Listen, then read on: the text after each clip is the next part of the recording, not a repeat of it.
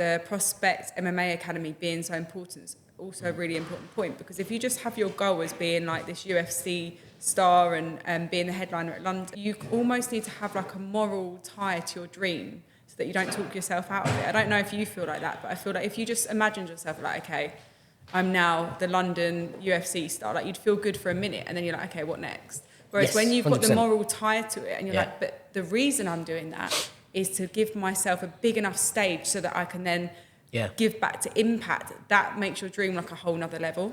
Yeah, and for something that can go on forever. So like, you know, let's just say that you have to retire by the time I'm 40, which is old in MMA, 40, right? I've only got 9 more years. Then what?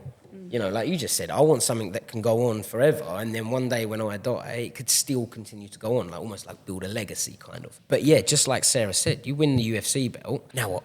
You know, it's like Tyson Fury, he went into that kind of depression, retired, then come out of retirement, because what do you do after you've kind of achieved everything? I don't want to like play it down, because it's also a super big achievement, but you know what I mean? If you have that tie to it, then it makes, like in your head, it will stop you from talking yourself out of it. So maybe people watching this, if they do have a dream, ask yourself what's the moral goal from it, because that's going to keep you in the dream maybe a bit longer. Yeah.